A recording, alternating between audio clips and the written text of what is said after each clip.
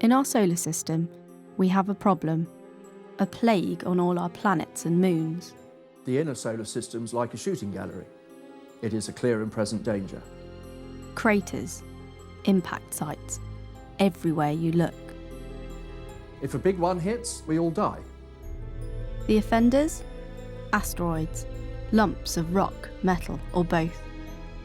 Some older than the Sun. Many from the asteroid belt, a teeming mass of rubble lying between Mars and Jupiter, pieces of a planet that never formed. And comets, remains of the early solar system, lumps of ice and dirt from beyond the planet Neptune. But the thing about asteroids and comets is that they're small, so they have orbits around the Sun that can change. Now, obviously no orbits are circular, they're all elliptical, but the planets and most of the asteroids and comets have orbits that are very nearly circular. But if you perturb one of those, that ellipse can become much, much more eccentric, much longer and thinner. And that can bring asteroids and comets quite close into the Sun. Now, if that happens, of course, then planets and their moons can get in the way. And that's when we get hit by stuff. So why does the Earth appear to have no craters? Are we somehow special? Well, the reason that there appears to be a lack of craters on the Earth is, of course, because of our atmosphere. When a small object hits the top of the atmosphere, then the air resistance slows it right down. The object will either burn up through friction or break up. Well, the atmosphere protects us only from the little ones. Of course, it has absolutely no effect whatsoever on the big ones. But even when you do blow a crater on the Earth, the wind, the rain, erosion, all those weathering processes all combine to wear it away again. So what would happen if we were hit by a big one?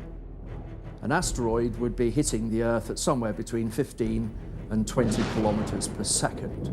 When a 10-kilometer sized rock hits the ground, the rock itself simply vaporizes. So what you get is a nice big explosion under the ground. That blows a crater, and if your rock was about 10 kilometers across, you'd expect a crater about 200 kilometers wide. The heat and the blast from the explosion itself is going to take out, well, certainly the area of a large country. The material blown out in that explosion is what really does the damage. You set the sky on fire, which means on the ground underneath, of course, you're under the grill. And it'll also set fire to forests and brushland globally. The smoke and the soot from those brush fires then combine with the dust that was blown out in the atmosphere to simply blanket the planet. Add all of that together and we have a really bad day. The last time this happened, it wiped out the dinosaurs. Is there anything we can do to avoid the same fate? The first step is to scan the skies for anything that could pose a threat. But what we're actually looking for, of course, is something that moves. Asteroids look like stars, but because they're members of the solar system, they move relative to stars. Now, what I've got here are 3 images, all of the same bit of sky, but those were taken 2 or 3 minutes apart. And if we get the computer to stitch those 3 together, align all the stars, and then play them back one after another, well, can you see the object move?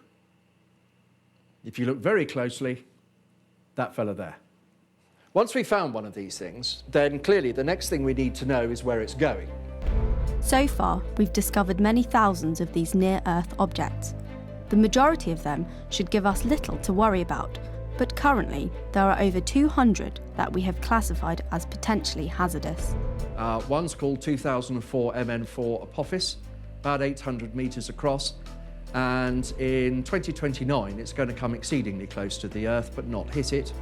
But the Earth will change its orbit, and we don't know where it's going to go after that. So there is a possibility that it could hit in 2036.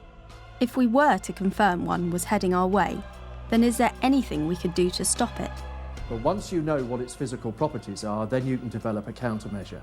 The first option is to go for the sort of Bruce Willis approach. You know, let's try and blow the thing to bits.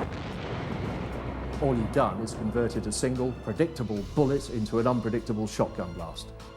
The second option is much simpler and much more elegant. All you've got to do is give the thing a tiny little nudge, just enough to guarantee that it misses the Earth. Now, while this is a very rare event, it's the only natural hazard we know of that puts the future of our entire species at risk. But it's the one natural hazard that we can predict, and as we've discussed, we can make it go away.